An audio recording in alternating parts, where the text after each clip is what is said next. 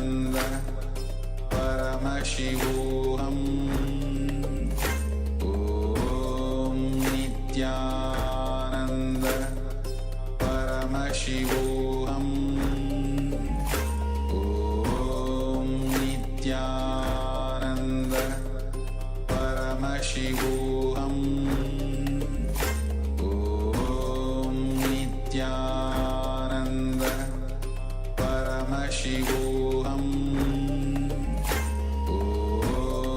Nithyananda Paramashivam. Om Nithyananda Paramashivam. Om Nithyananda Paramashivam.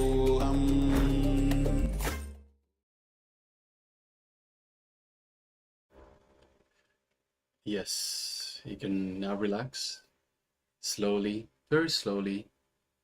You can remove your eye bands and open your eyes. Gently let the light back into your eyes.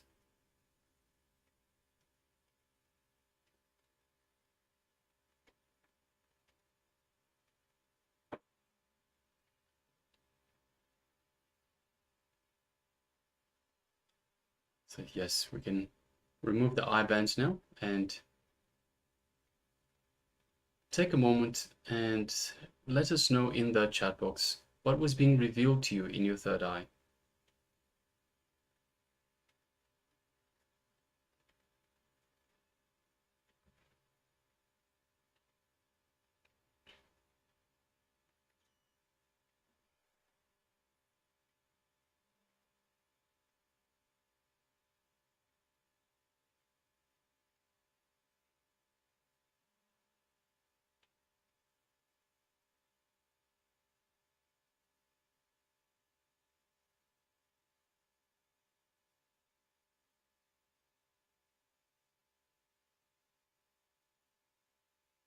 It's requesting all participants, please let us know in the chat box what was revealed to you in your third eye. So yes, we have Ma Xia Wu that says animal and 3. Thank you for sharing, Ma. And we have Ma Alice that says, I saw a popcorn with container as sold in movie theater image, circle with white and red stripes. Yes, thank you very much for sharing, Ma. Popcorn with container as sold in movie theater. All right, so let us quickly have a look at what was being displayed earlier.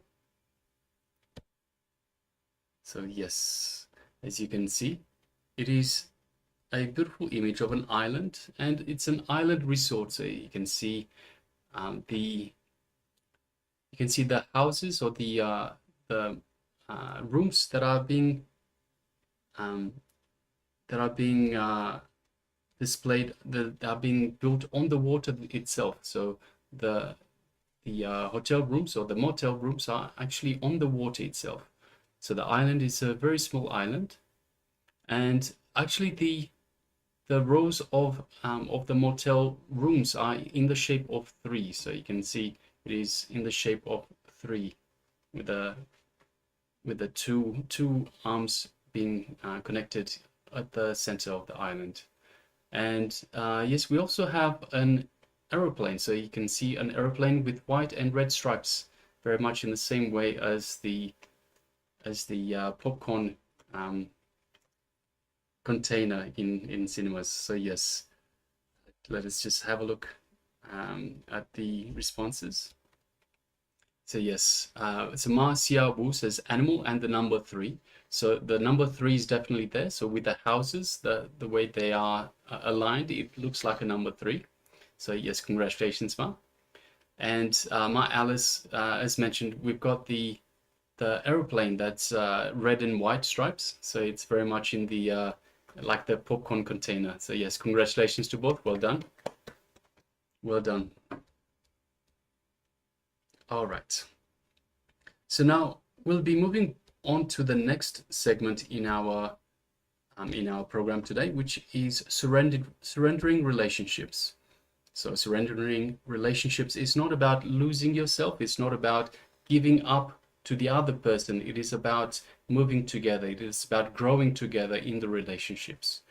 So let us hear from the Supreme Pontiff of Hinduism on the surrendering relationships. So requesting all participants, please come to the space of listening. Sit with your head, neck, and spine in a straight line as we hear from Swamiji himself.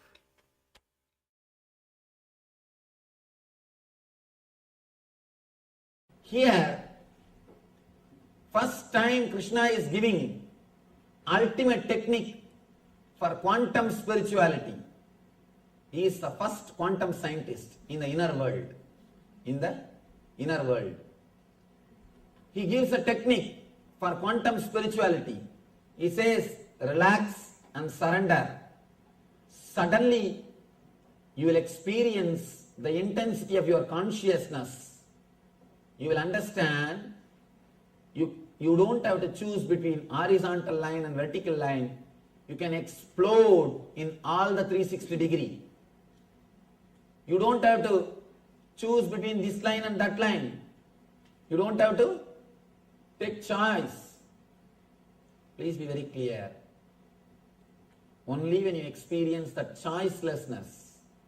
When I say choicelessness, I don't mean you will not choose anything. You will choose everything. You will have everything. When I say surrender, I do not mean the dead surrender. I have seen so many people saying, Swamiji, I surrendered everything to God. I surrendered everything to divine. I surrendered everything to existence. But you will see it will be only in the level of words, not in the level of reality, not in the level of existence. People make funny statements. Swamiji, I surrendered everything to God, but just please bless me so that I should have good job. I should have a little more paying job. As of now I have this job, but if you can bless me to have a little better job, it will be really nice. Please be very clear. Our surrender is pseudo. Our surrender is pseudo. Before making any statement, be very clear about what you are speaking. Sometimes we make statements without even knowing the meaning. So many people, they will come and tell me, Swamiji, I surrendered everything to you. Please give me a little mental peace. I tell them, please come for one meditation program. No, 2 days I cannot afford. Just now they said they have surrendered everything to me, and they say, I cannot afford 2 days.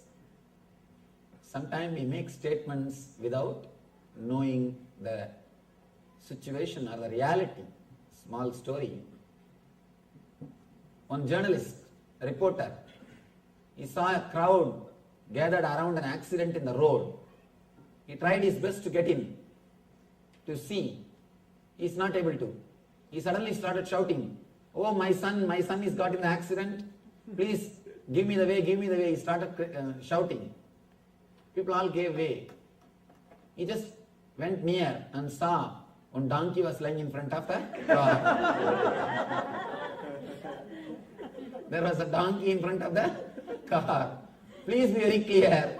Before making any statement, know the situation. Without knowing, when you make statement, you are the person who is going to suffer.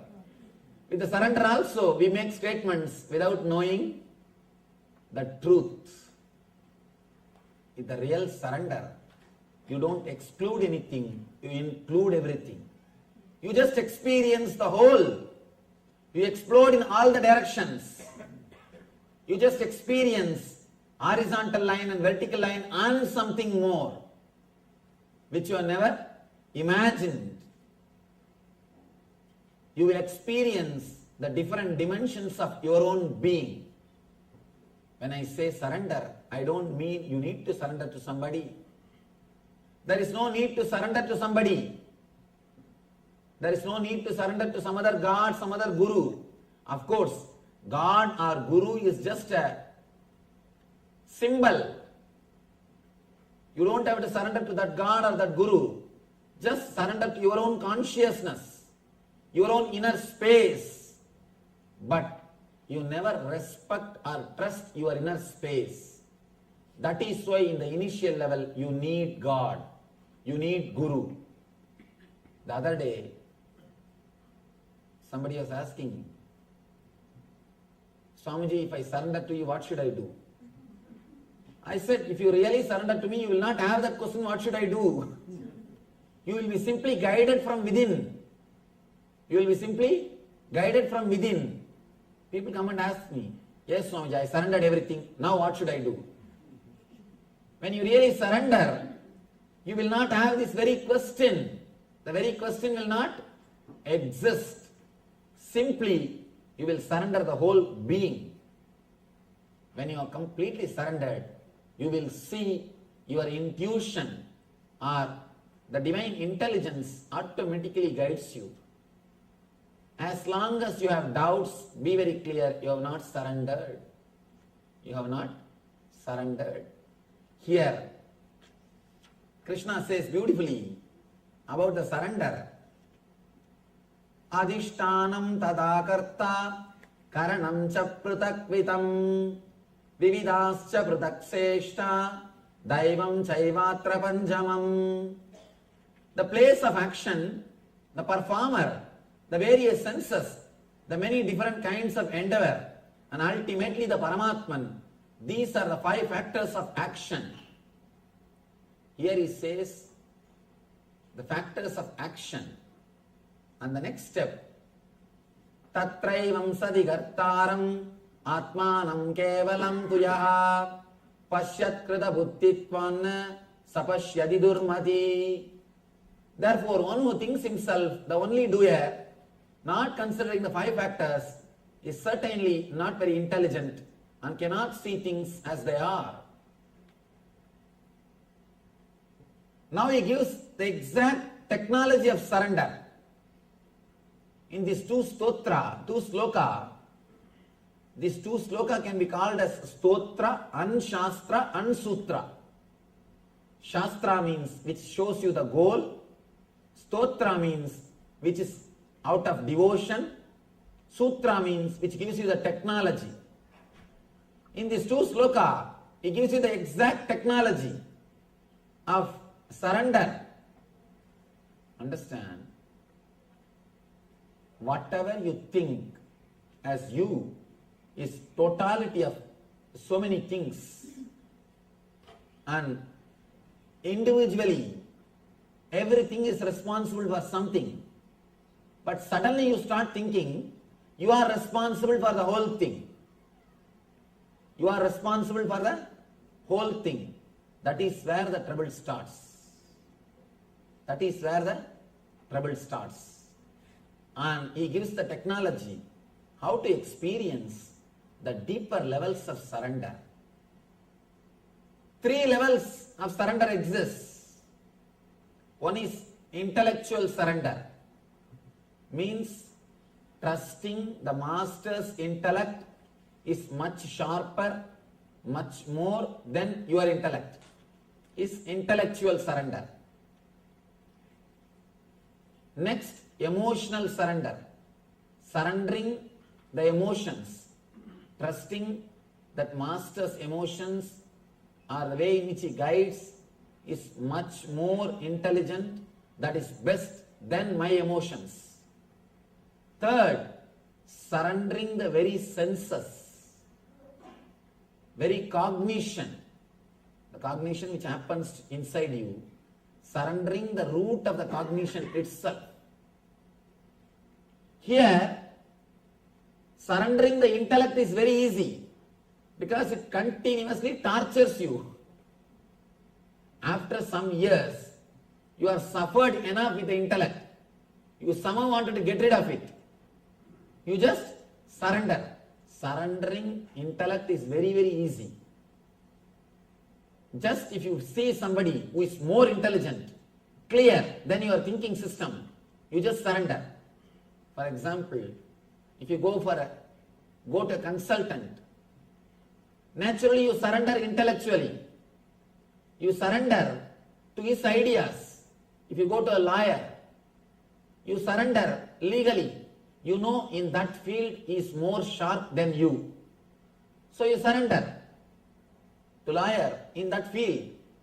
When you go to some accountant, you surrender to him intellectually as far as the accounts concerned, because he knows much more than you in that field. intellectual surrender is easy. Same way, if you see somebody who has got more knowledge in the spiritual field, intellectually, immediately your intellect surrenders. That's not a big thing. Surrendering intellectually happens very easily. Moreover, you just wanted to get rid of it. You are finding somebody, you are finding some dustbin where you can dump your intellect. So when you find somebody, you just relax from it. Next is emotional surrender. That happens when you feel deeply connected with the Master. When you feel deeply connected with the Master. When you start experiencing one or two things, little meditation, little bit of understanding, naturally the emotional surrender starts happening. You start respecting his emotions much more than your emotions. Master's emotions means whatever he tries to guide you, whatever way he wants you to live, you start giving importance to that more than what you think as life. Slowly, slowly, he becomes the center of your life. Almost like you start respecting him more than all other emotional attachments. The priority is slowly changing. You start thinking in your emotion, in your emotional level, Master comes as a number one priority. This is what I call emotional surrender. In the emotional level, you feel connected. Next, a deep level, of course, it's a spiritual technique. Because you all heard enough of these intellectual things, these 17 days, I think now you should understand the deeper levels of techniques. Surrender of senses means even your senses will listen to what he says. One disciple asked the Rishi, Vedic Rishi, why should I surrender?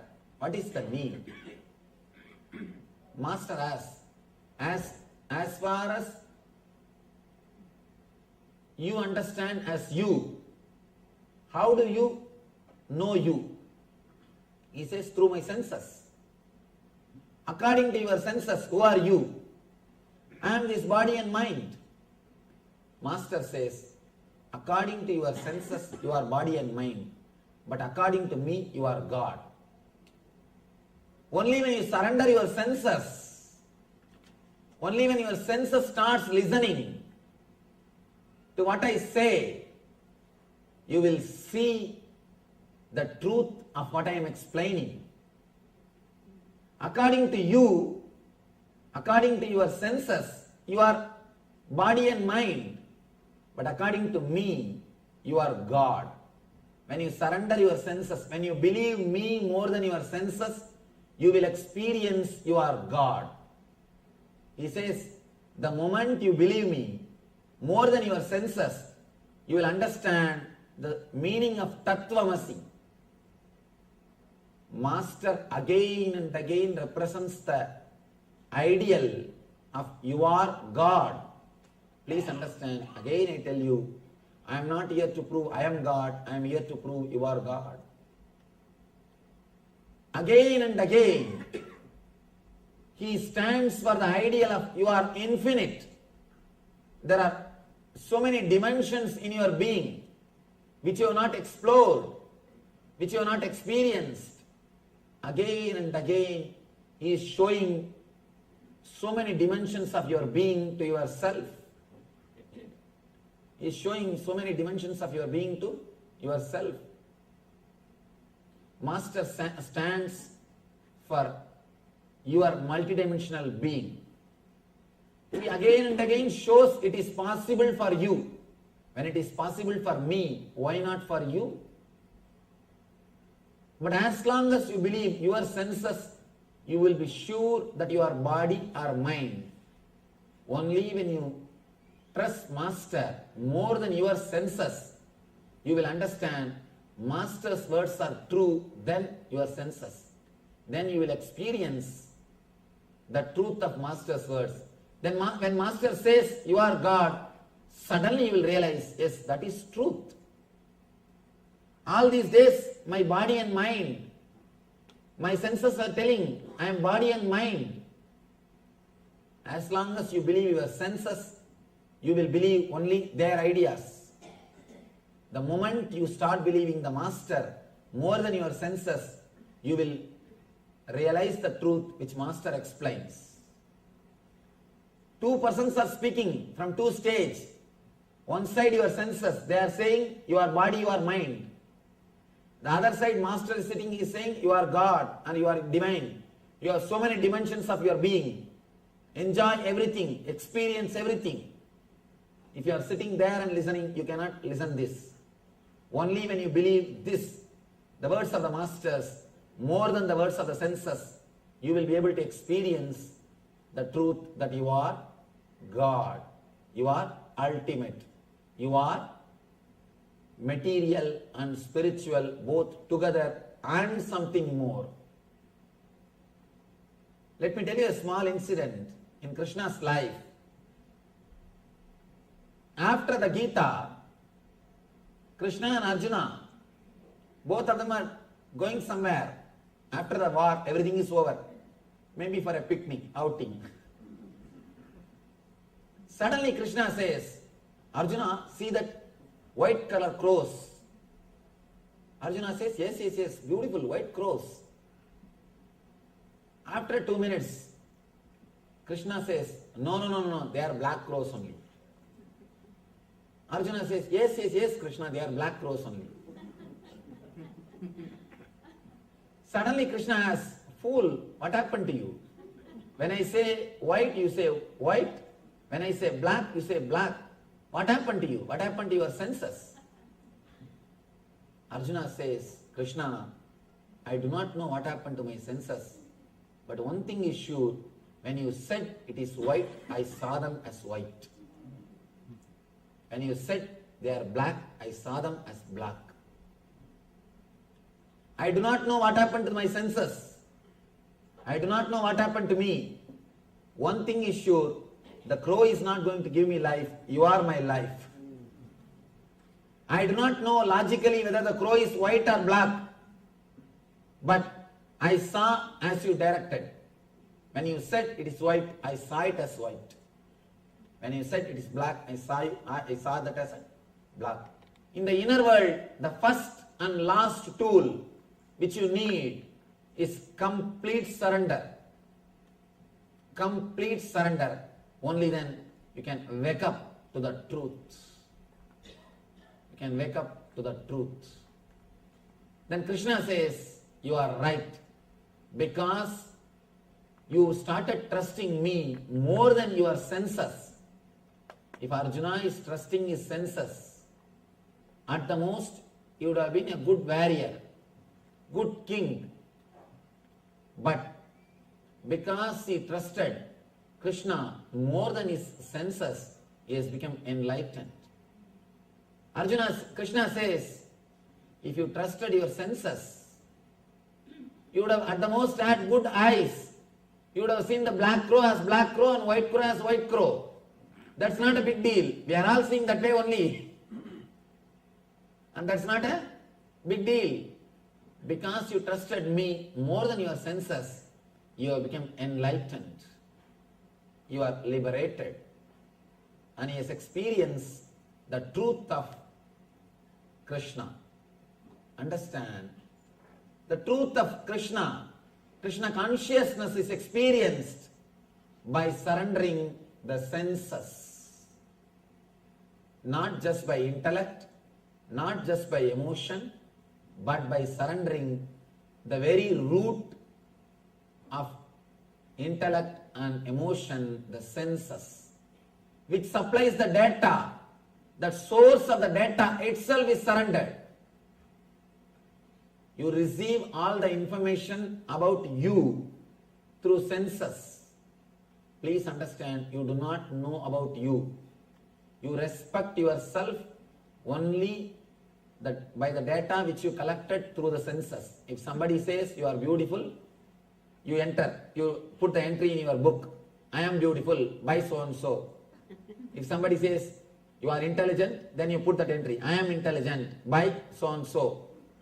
If somebody says you are tall, dark and handsome, you put that tall, dark and handsome by so and so. If somebody says you are dumb, then you put I am dumb by so and so. The end of the day, you put all the things together and see the report, survey. You just see the survey report. Then you come to the conclusion, 72% of the people say I am intelligent. And next 20% they say I am dumb. There are few remaining people who don't want to say any words, who is not interested in any opinion. So understand whether you remember, whether you understand this way or that way. The end of the day, you see the survey report and you decide the gist of the report is you. When 70% people say, I think 70% may not be fools, I must be intelligent. You come to the conclusion about you only by others' opinions. Whole day you are in signature campaign. Continuously you are taking survey. You go around, please tell me something about me. Please tell something about me. You are continuously doing the signature campaign. Here Krishna says, surrender the very senses which gives you an idea about what you are. When you surrender the very root which gives you an idea about who you are, you will naturally experience you are neither body nor mind as you are suggested or advised, made to believe by the society. As long as you believe the senses, you will be believing your body and mind. Only when you believe the Master's words, when you trust the Master's words more than your senses, you realize the truth that you are divine. One side, all your senses are sitting and telling you you are body and mind. The other side, Master is telling you you are divine and you are in bliss. You are consciousness beyond body and mind. Now it is up to us what we are going to choose. If you believe the senses, you can't believe the Master. If you believe the Master, you can't believe the senses. Whether you are surrendered to your senses or surrendered to the Master will be decided based on your way of life. It is up to you to surrender to the Master or surrender to the senses. Here Krishna says, only when you understand all three levels of surrender, surrendering in the level of intellect, surrendering in the level of emotions, surrendering in the level of senses, only when you experience all three, the ultimate experience of surrender happens to you. I tell you, the very surrender itself is enlightenment. Don't think after surrender enlightenment will be issued to you. No. Don't think you will surrender, then you will get a paycheck through courier. Enlightened, you are enlightened. No. The very surrender, that very moment you experience the truth. You experience the truth. Understand? We usually play with the words. Again and again, we play with the words. Whenever you play with the words, at least let you be aware you are playing with the words. I have seen people going and telling, Swamiji, I have surrendered to Krishna my whole life. I have surrendered to Venkateshwara. My whole life I surrendered to Shiva. Please bless me that my life should be happy. Understand, if you are really surrendered, You will never even ask that my life should be happy. And people come and ask me, I surrendered to Venkateshwara, I surrendered to Krishna. Should I do meditation camp, Swamiji? Please be very clear. If you are really surrendered, you don't need meditation camp. But as long as you have doubt, should I do the meditation camp or not, you need. If you have the idea that should I do or not, be very clear, surrender has not still happened. The moment you surrender, you disappear. There is a beautiful verse in Tamil. Let me explain the idea, then I will quote the verse. When you surrender I and mind to the divine, when you give I and mind to the existence, the Parashakti existence, he gives his I and mind to you. Both bank accounts merge, becomes one and the same, it becomes joint account. You have nothing to lose. Ordinarily, as long as you think the body and mind and being is yours, Sariram Rogamayam, Manam Sogamayam. Sariram Rogamayam, body is filled with diseases. Manas Sogamayam, mind is continuously depressed. What we have to surrender? Nothing except the body filled with disease and the mind filled with depression. When you drop that two at the feet of the divine, he gives his body and his mind. Sariram Devamayam, Mana Sukhamayam, and Atma Anandamayam. You get the third thing, Atma Anandamayam, free offer. When you offer the body and mind of yours, Sariram Rogamayam, Manas Sogamayam, he gives you Sariram Devamayam, Manas Sukhamayam, Atma Anandamayam. And there's a beautiful verse. Ramana Maharshi, he sings about the Arunachala. Tandadu Yendanai Kondadu Undanai Sadurar Yargolo Arunachala. The translation is, I gave me to you, but got you as in return. Who is more intelligent? Who is more intelligent? Understand, in surrender you have nothing to lose, you have everything to gain. Surrender is not like giving up something. I am not saying give up all your properties. No. Give up all whatever you have. No. Nothing is necessary. Keep everything with you. And just don't internalize them in your system. Just take care. You are not internalizing you. Only one thing. Don't judge you based on your properties. You are far more higher than what you think you are. Do not judge yourself based on your bank balance. Do not judge yourself based on your relationships. Do not judge yourself based on the name and fame. Do not judge yourself based on your friends. You are far more higher than all these things put together.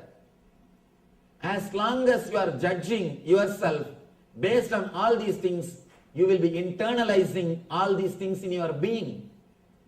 All these things will be a major points. All these things will be the center of your life. All these things will be pulling and pushing you. You will not have you for your being. As long as these are the factors of your life, as long as these are the centers of your life, your bank balance, your relationship, your name and fame, be very clear, your life will be pulled and pushed by all these things. You are something far more higher than all these things put together. The whole thing, you need to understand, just do not internalize all these things in your being. Understand, you are something beyond. The moment you wake up to the truth, you cannot be just divided. You cannot be just put into one frame based on all these ideas of your balance, your bank balance, your relationship, your attitudes, your name and fame. Only these few things cannot judge you. I am something far more higher than all these things. The moment you wake up to this truth, you are surrendered. One bubble started thinking, I am an individual. I should become a strong bubble. Within that few seconds, it started thinking. Not only started thinking, started collecting other small 2-3 bubbles. And started getting one big bubble, you are my wife, support. Another one big bubble, hey, you are my son, support this side. You are my father, support this side. It started collecting some 10-12 bubbles and tried to save himself, tried to protect himself, and got 2-3 sand pieces or the small piece of sand from the beach, and he started telling, these are all my properties, these are all my treasures, this is my bank balance, this is my relationships, let me protect all of them. He tried to create a fence to protect his treasures and his relationships. How long he can play this game? For 2-3 more seconds before he even finishes his game, simply will disappear into the ocean. When he was created, or when he existed, when he has disappeared, all the 3 moments, he is not away from the ocean. Even though he claims himself being away from the ocean, even though he thinks he is an individual, even though he says, I have all this bank balance, I have all this relationship, I have so many people around me, I have so many things around me.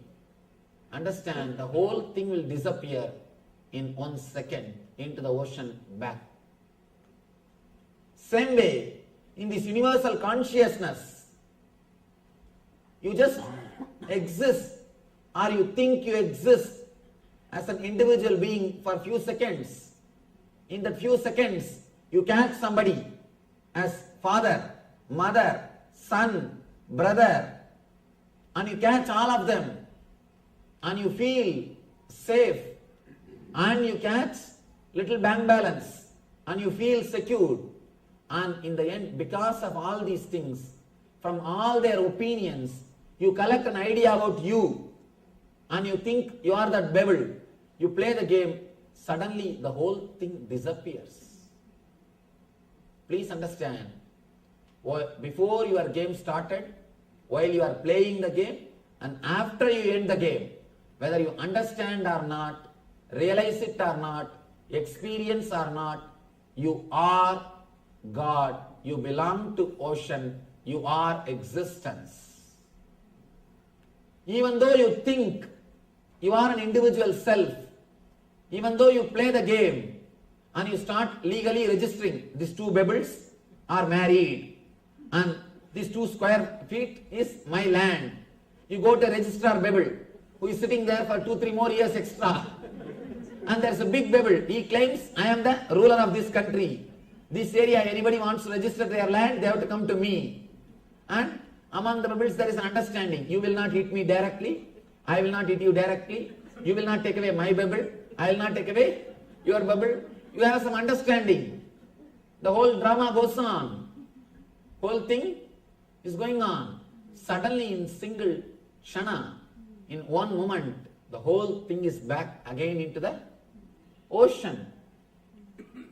When I say surrender, just wake up to the truth. You are in ocean. When you are born, when you think you are individual self, or after enlightenment, in all these 3 times, you are in the ocean. Just wake up to this truth. That is what I call surrender. Waking up to the ultimate truth is what I call surrender. Surrender the small ideas which you have about yourself and wake up to the reality of yourself. Then automatically what Krishna says as surrender will happen in your inner space, in your inner consciousness. Otherwise, we will be playing with the word surrender. We can use big words. We always use big words when we define ourselves. When we define ourselves. But we don't even understand that we are beyond all this description.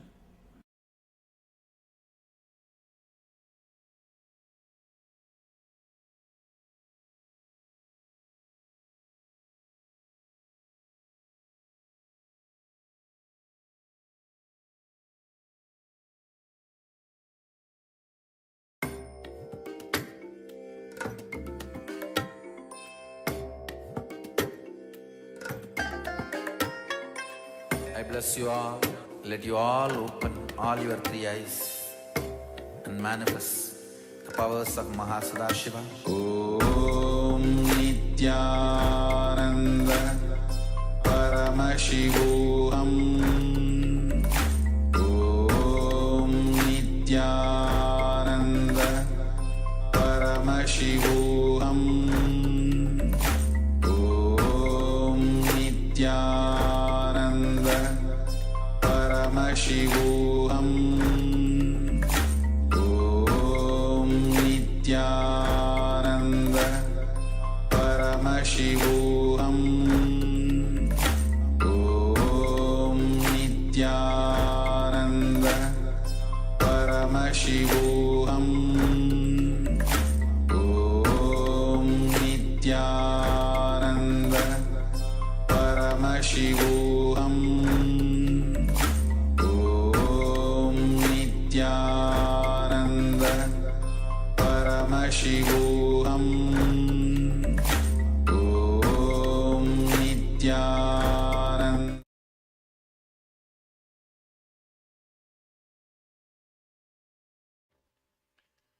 Yes, welcome back from that wonderful revelations by the Supreme Pontiff of Hinduism on surrendering in relationships.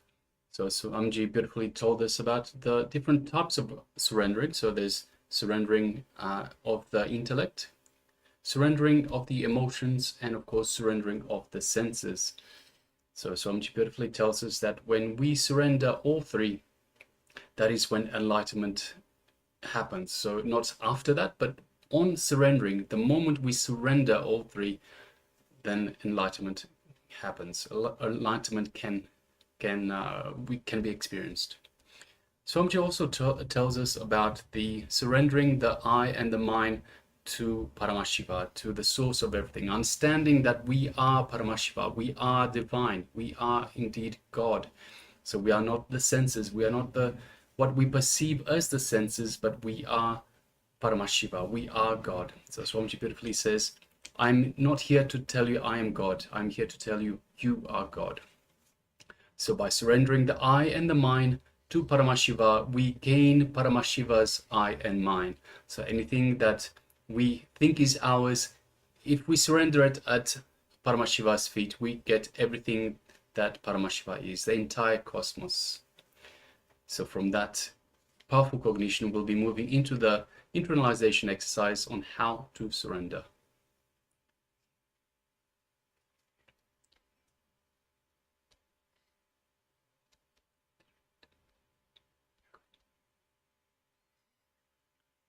So what is the source of ego and arrogance, right? Because in order to surrendering our ego, the idea of I and mine that we are carrying, that is a way for us to surrender. But what is the source of this arrogance? What is the source of this ego?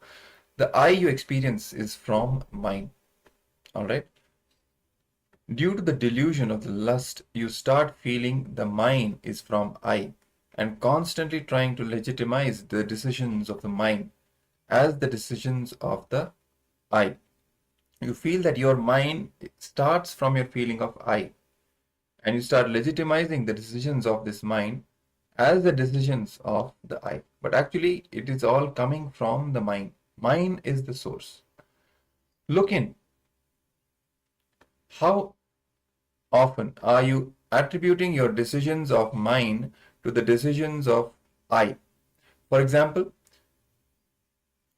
some small chemical imbalance in your body, hormonal imbalance in your system. If they decide something, it is decision of mine, not decision of I. But you pick those decisions and attribute them to you and start thinking it is decision of I. Then you execute it. Right? So you have a body. It comes under mine. What is mine? Right? I have a body. It is mine. I have a mind. It is mine. Right? What happens in our body and mind? We start treating it as if it is I. It is coming from I. It is coming from me. So if there's a hormonal imbalance in the body, we're going through some ups and downs, psychological ups and downs, let's say. We think that is our state, that is us, which is not the case. It is coming from mind, what is ours, but not what is us. That is a key difference we have to understand. It is the core delusion which we are carrying. Now, how to go past this ego, this arrogance, and incompletions of I and mine? How to go beyond that? First, don't own anything. Nothing can be the reason for your cognition of I. Your I has to be just dependent on I. The mind cannot be the mind cannot be the foundation, ground for I. As we incorrectly attribute the decisions of the mind to the decisions of I, one way to go beyond these I and mine, the decisions and the perception of the arrogance and the ego, is to let go of all the things which comes under the purview of the mind. Stop owning anything. I don't own this body. I don't own this mind. I am just me, Paramashiva. The biggest delusion you need to handle in this life is there is something other than you. When we start thinking that there is anyone else that exists other than me, there starts the root of ego. When we cognize that everything and everyone is Paramashiva, there is no other identity that is legitimate. There is nothing else that needs to be protected or secured. Everything else and everything is grounded in Paramashiva. 3. Renounce the idea of I and mine. Celebrate whatever is. Just renounce the whole idea of I and mine. Whatever we are attributing, the labels we are giving, this is mine, this is not mine, this is me, this is not me. This just whole concept, just renounce it. Just flow with the life, flow with existence. Celebrate whatever is. Right? Like Ishavasya Upanishad says, Tena tyaktena bunjita makrita kasya svidhanam. Renounce whatever there is and just celebrate life. That is the concept here. Everything is part of you, so be part of it. You can enjoy everything because everything is part of you. You pervade everything. You are Paramashiva. You are consciousness that pervades the whole of existence. So don't carry this idea of this is mine, this is not mine, I want that, I don't want this. Just to do tyaga of all of this and just enjoy existence. Then, finally, go on. Let every decision you make, let every thought you entertain, every word you utter, every action you do, let it be based on Advaita. Be grounded on Advaita. Advaita means oneness, Paramadvaita, oneness of existence. Let all your thoughts, words and deeds be grounded on Advaita and flow from Advaita. Then you will see that you will simply flow with the existence, flow with the life, and you will not carry that ego, that arrogance, or try to protect your false identity, which is just a delusion. It is not even there. But our whole life just goes in protecting these false identities. Once we just relax from all of this, false identities, the ego, arrogance, the idea of I and mine, when we relax from all of this, true surrender happens. So now let's do the exercise so that we can internalize these truths. Write down in which area of your life you are experiencing a continuous pull and how it impacts your inner space. There must be something in your life which is always kind of pulling you. You have that feeling, that kind of a suffocation inside where you feel that there is something in your life that is constantly pulling you. You cannot relax from it. What is that? Identify that. Then write down what all opinions others have expressed about you. This is about opinions, others' words. Then decide to surrender the whole thing. Okay? 3-step process. First, write down in which areas of your life are you experiencing a continuous pull and how it impacts your inner space. Second, write down what all opinions others have expressed about you. Third, decide to surrender the whole thing. So let's now enter into this internalization exercise. Give a few minutes. Do the process. Take a pen and paper and write down these responses to these steps, and then consciously sit and surrender the whole thing. You can drop all of these at Swamiji's feet. You can visualize dropping all of these at Swamiji's feet. All right. So let's now enter into this exercise.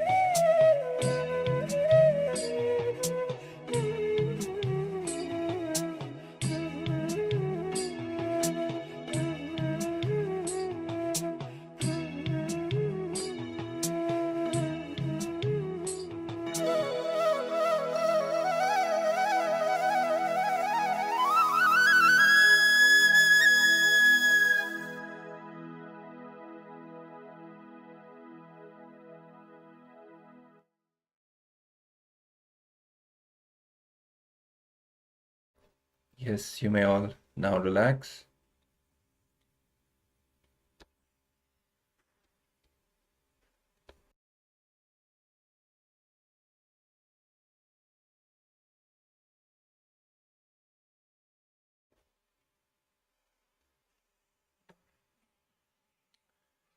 So you can practice this technique in order to really relax from all the ideas of I and mine that you carry, the strong arrogance and ego that we carry inside. We can relax from it more and more. And when this happens, we will see simply the surrender becomes a reality for us. So with this internalization exercise, let's now move to the power manifestation session.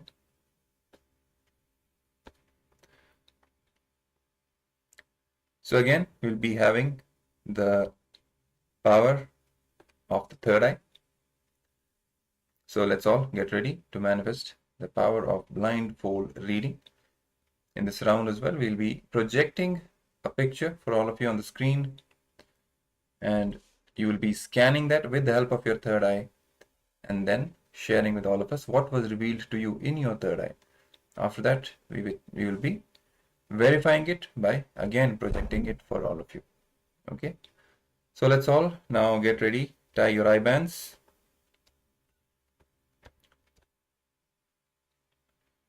Please tie your eye bands, all the participants. We request all of you to involve in the power manifestation session. Switch on your cameras and start with tying your eye bands so that we can project the picture for all of you and start the power manifestation round.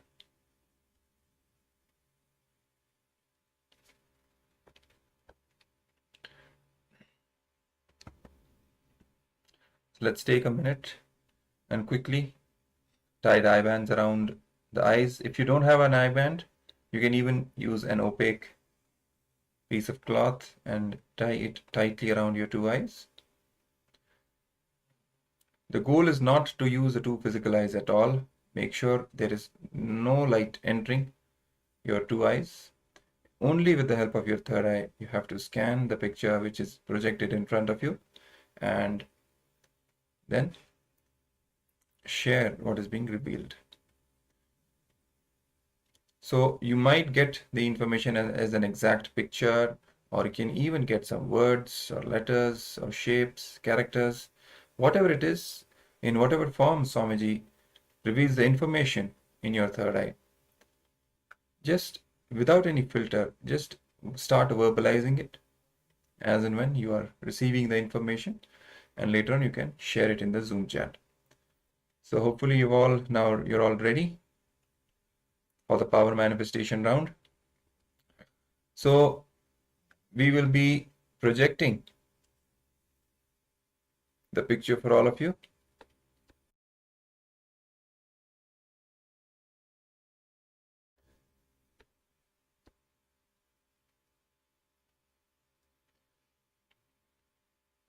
Just give me a moment.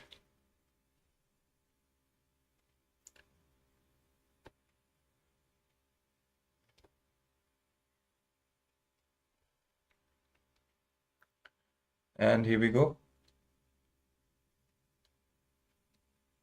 So the picture is being projected on your screens right now. Let's all connect with Swamiji. Start chanting the Mahavakya, Om Nithyananda Paramashivam. Visualize Swamiji in your third eye. Invoke the space of oneness. Connect with him. Request him to reveal the details of this picture in your third eye. And sit with absolute receptivity and surrender. Keep a restful awareness in your third eye. And start scanning the picture which is in front of you. Try to see what Swamiji is revealing about the picture. And whatever you see, start verbalizing. Don't put any other judgments in front. That this can be wrong, this cannot be, right, this cannot be revealed. Whatever is revealed, just start verbalizing. So let's start with chanting the Mahavakya. Om Nithyananda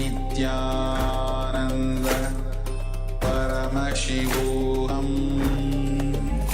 Om Nithyananda Paramashivoham. Om Nithyananda Paramashivoham. Om Nithyananda Paramashivoham. Om Nithyananda Paramashivoham. Om Nithyananda Paramashivoham.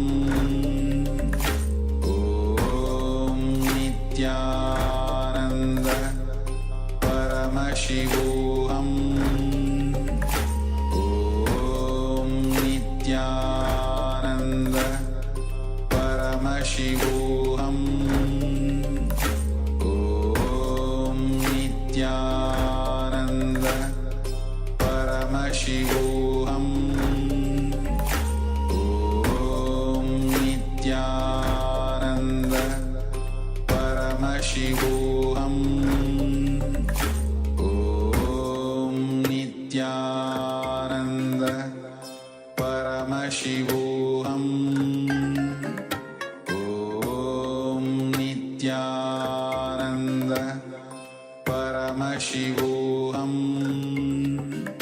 Om Nithyananda Paramashivoham. Om Nithyananda Paramashivoham.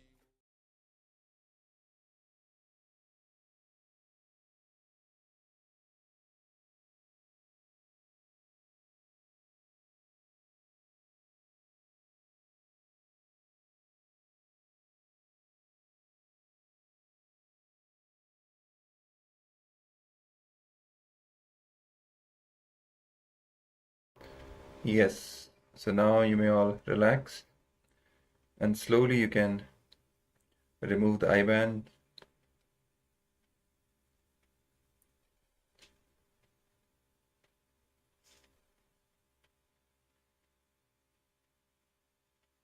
Remove the eye bands, and you can now share what was revealed to you. What all Swamiji revealed in your third eye, you can share it. You can put it in the chat windows, in the Zoom. If you're watching us on YouTube or Facebook, you can put it in the comment section.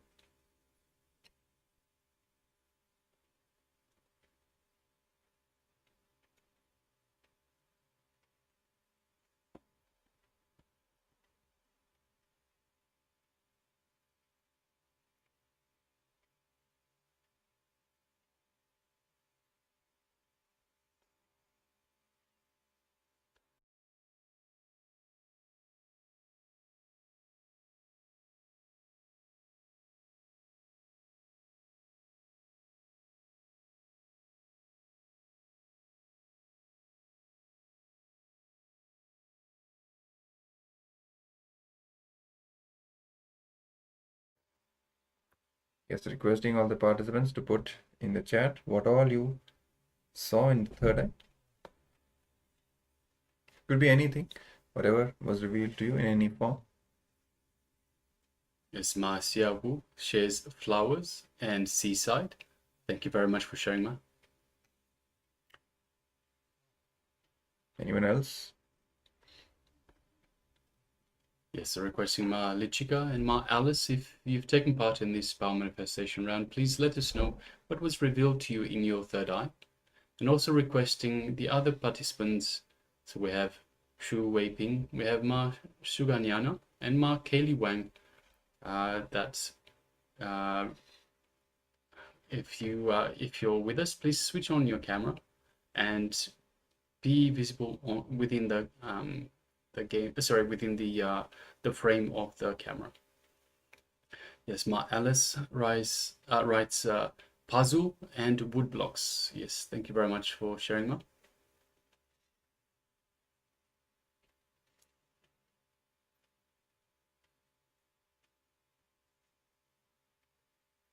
So just going to give a couple more moments.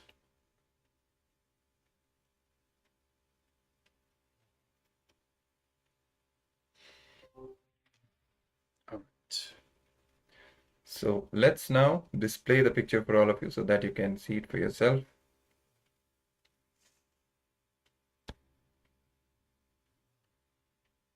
Yes. So we do in fact have a crossword puzzle, Scrabble blocks. Yes, and we have different words. We have salt, we have fat, heat, acid, and wine. So just have a quick look. So my Alice was writing puzzle with wood blocks. Yes, very much so. Congratulations, well done. Great. And Ma Xiaowu wrote flowers and seaside. So flowers and seaside. We have salt and we have heat, which you both get to the seaside.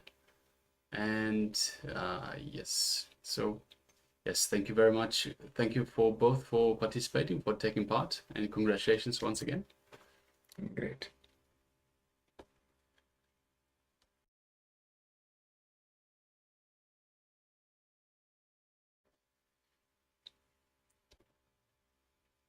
All right, so now we'll be moving on to the next segment in our program.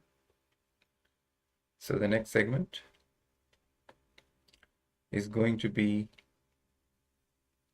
Jnana, another Jnana segment, where we'll be having the revelations from the Supreme Pontiff of Hinduism on the topic of establishing yourself in surrender. How to establish ourselves in the state of surrender. So let's now come to the space of listening.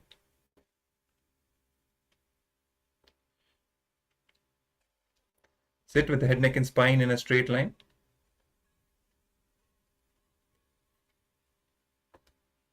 And let's be ready to watch this revelation.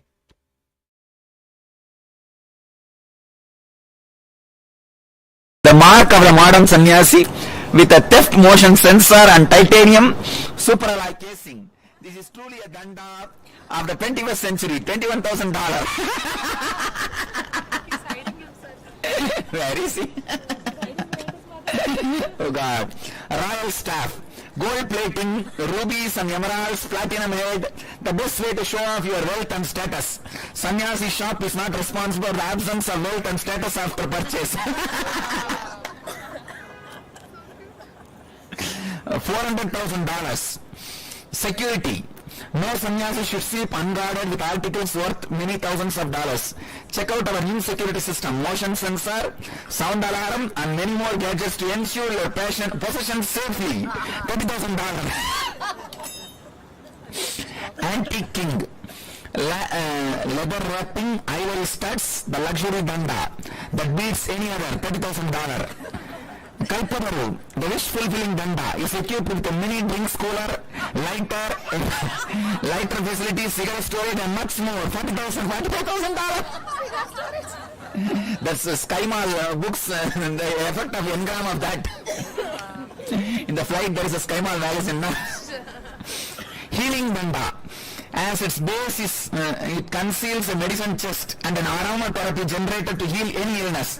$30,000. Oh God, that's all. Wow, billion does lot. Grihastha soup. And that says, I hate sannyasis.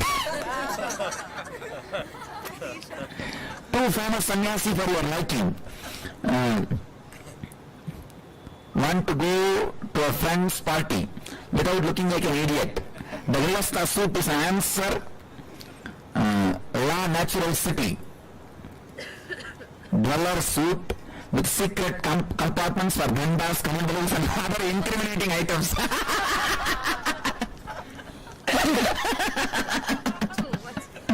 The Himalaya suit. The Himalaya is too cold for you. Try our new Himalaya suit. 3 layers of thermal synthetic wool, interpressed with electric heaters, and layers of vacuum pack. Warning, wear above 20 degrees Celsius, minus 20 degrees Celsius, and risk of dying of heat.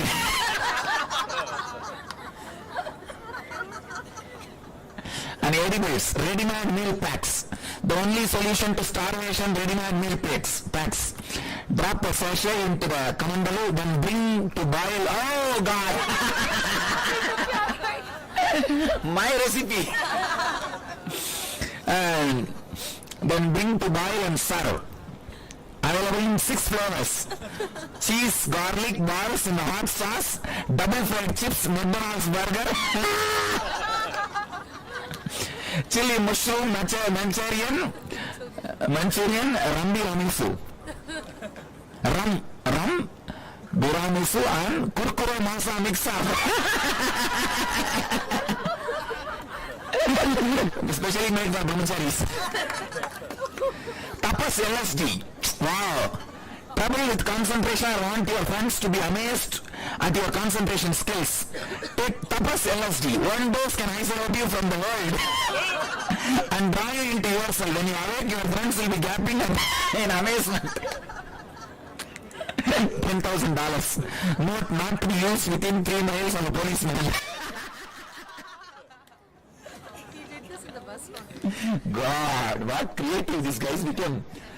He's telling I'll take a printout and give. I can't give this. I said this is original on pencil. You give it today. Hey, create a good shop. It will be really nice. Kalpatal Ganda. And he has put a light, fan, cigarette smoker, liquor box, shower, everything in the Kalpatal Ganda. Titanium Danda.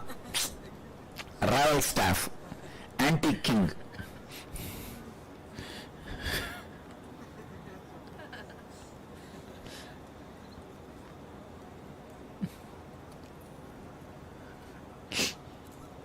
Have it.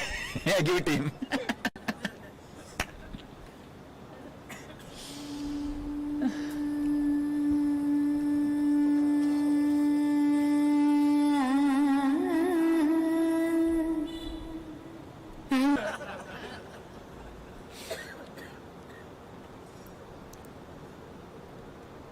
Vivekananda was sitting one day in the banks of Ganga in Calcutta. One lady, old lady, got washed away in the water. She was shouting, "Save me, save me." Vivekananda said, he was sitting with the Swamis, Brahmacharis. Whoever jumps and saves her, whether you save or get washed, I'll give you enlightenment. 12 fellows jumped. And finally they saved the old lady. And all 12 came out.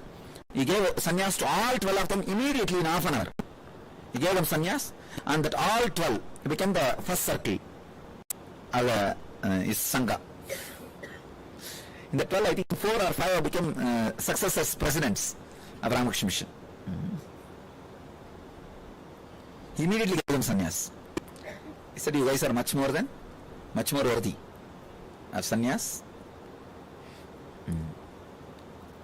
One lady gave sannyas to 12 people.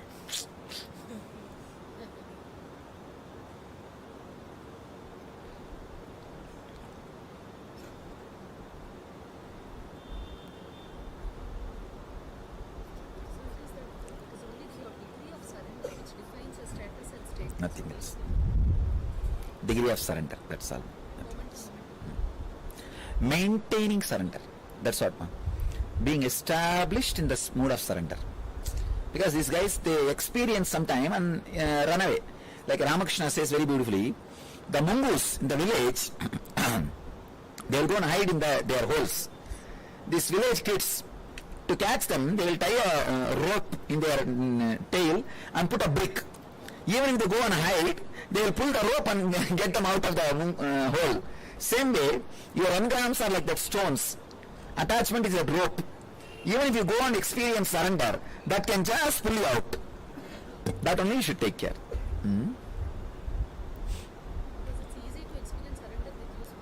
That's what I am saying, no? No, not only that, even with me experiencing, if you are continuously experiencing, then no problem. Continuous experience. That's where. Continuously being established.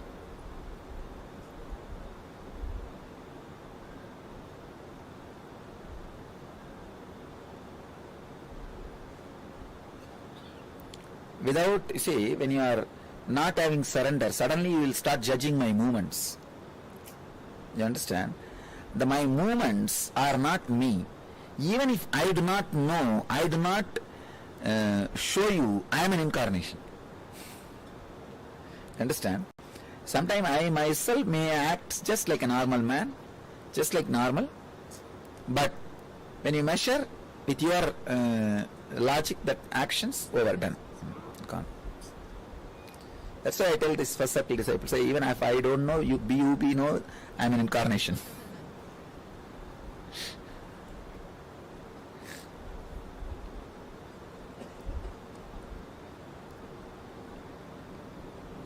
Do the scheduling. There was on the way one family who Huh? came. I didn't believe at all it will be open.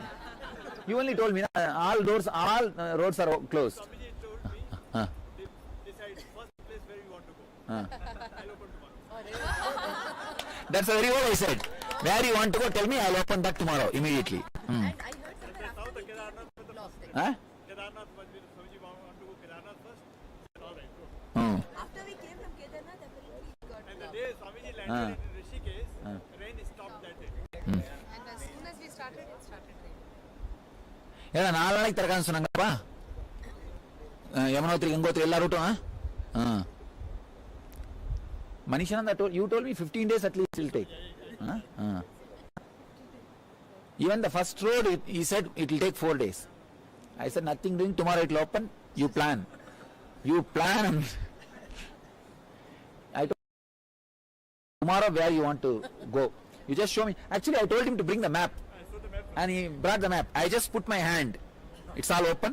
Now you black. Now you book. Authorize as climate guru, Swamiji. No guru in the world can do this. No, actually, he showed me where the black edge, Swamiji, where it's all black, and where you are supposed to go. I put my hand and it's all open. Now plan for it. All blacks are removed. Go over. Swamiji, the hotel fellow is telling, it cannot be believed. It is Sakshat, I mean, really he himself has come that right. What is there? You see, nature respects us. When we respect nature, we are the most ecological group who never disturb Ganga, Himalayas, who come happily and celebrate and go back. So nature respects us, that's all.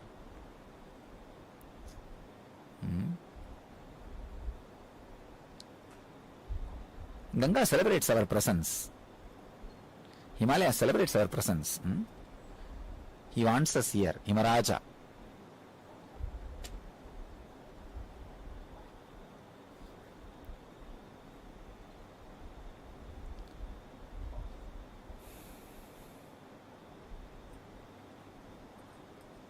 So you guys had this time darshan of Vyaskufa also. Vyaskufa, Saraswati, Ganesh Kufa. Ganesh also wrote in Vyaskufa only. Then he stayed there, rested there. After the tiredness of writing, he just slept there itself. Because that Pandit told us from up Vyas would talk and down Ganpati would write. No. He sat there only and wrote. He slept here. That's the story. That's why if you go into the cave and sit, you will feel, if you will hear the sound of an elephant roaring. When the elephant sleep, there will be mild sound. That sound will be heard. I limited something.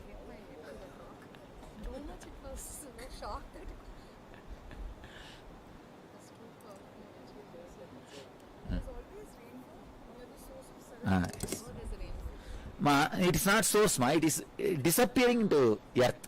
See, source is from sky. When she landed, she disappeared into the earth with that force. Naturally, when the water comes, it makes a small dent in the. So it went so deep, and then after that, it hitting the stones below, it came back and started flowing. That U part is Saraswati. That out part is Ganga.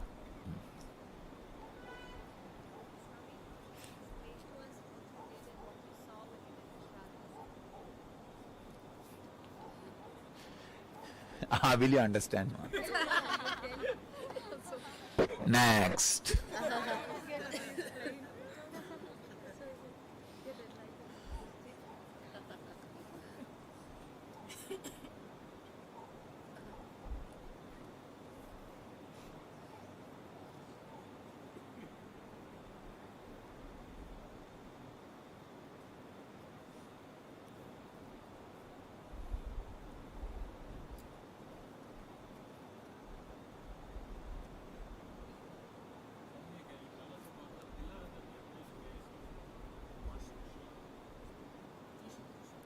Trishul. I don't know much idea about it. But whatever they say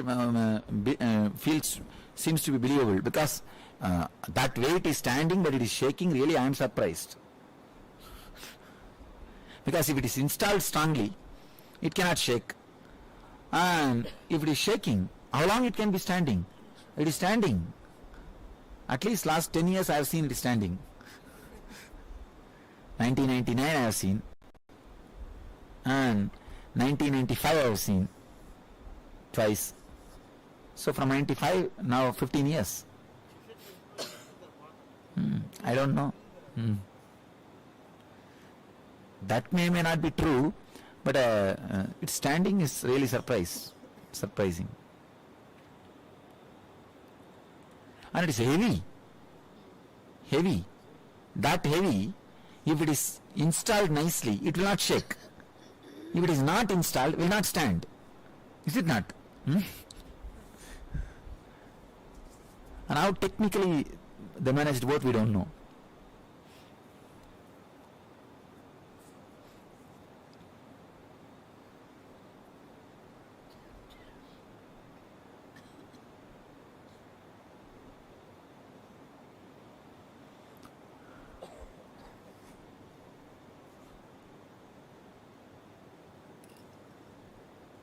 All the temples have same energy, or like you feel connection? No.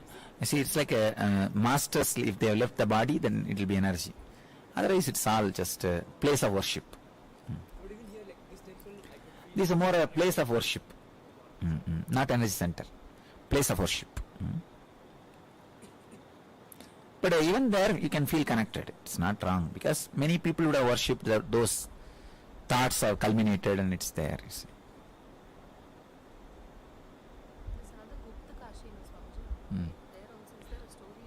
Panchakashi is there. Panchakashi, Panchaprayag, Panchakedar, Panchabadri is here in the Himalayas. Panchaprayag is Devaprayag, Rudraprayag, Vishnuprayag, Sonprayag, Karnaprayag, and Nandaprayag. Actually, then one should be missing. One should be reduced. I don't know which is Panchaprayag. In the 6, some 5 is Panchaprayag. Same way Panchabadri, Panchakedar, Panchakashi.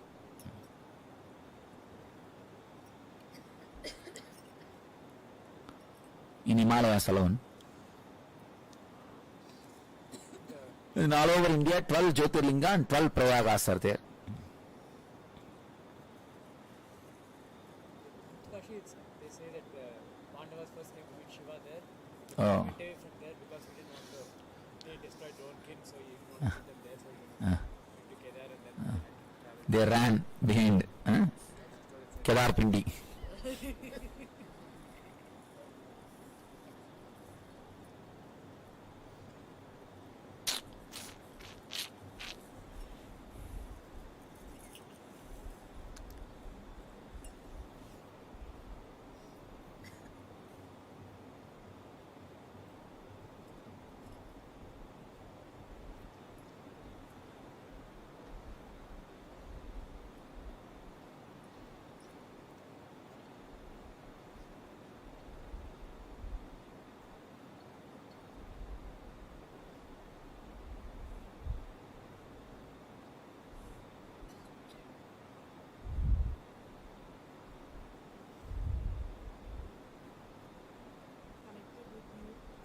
Yes. Then why else it will be connected?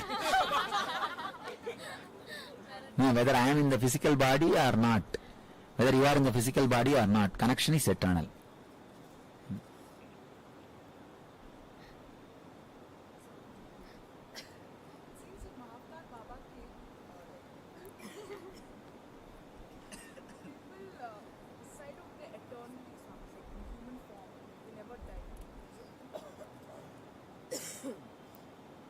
There is a group of people.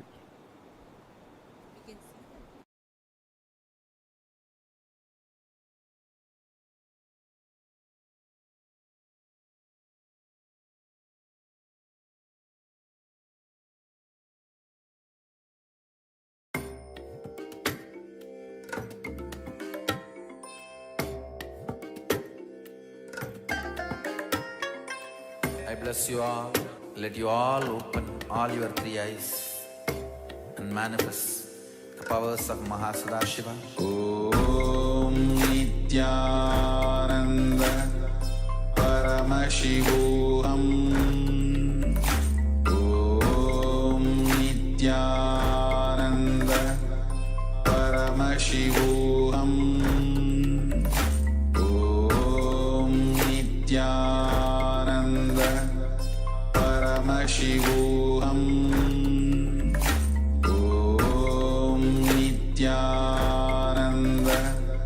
Paramashivam. Om Nithyananda Paramashivam. Om Nithyananda Paramashivam. Om Nithyananda Paramashivam. Om Nithyananda Paramashivam. Om Nithyananda Paramashivam. Om Nithyananda Paramashivam. Om Nithyananda Paramashivam. Om Nithyananda Paramashivam. Om Nithyananda Paramashivam.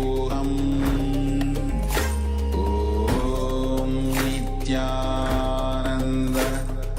Paramashivam.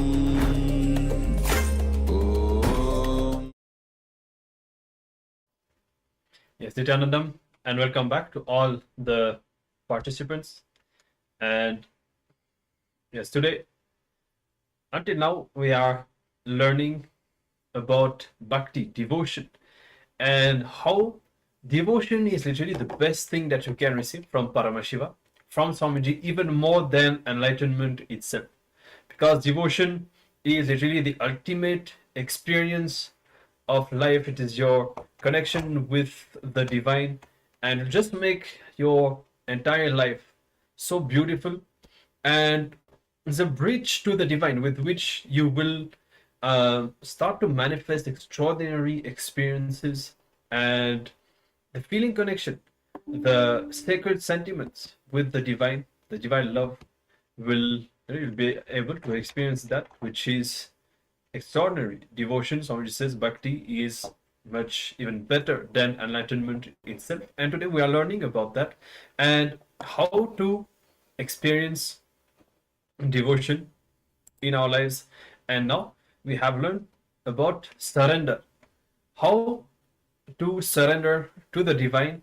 And there are different misconceptions about surrender. We don't surrender from a powerless space because we feel that we are not able to handle life or whatever, but surrender is always from a powerful context, that we just hand over the everything in our lives to the divine, and this surrender makes us more powerful. It raises our consciousness, and somebody has taught us about the importance of surrender. Now we'll just be going over a short verse from the Bhagavad Gita, where Krishna gives, Bhagavan Sri Krishna gives a message to all the seekers, and that is through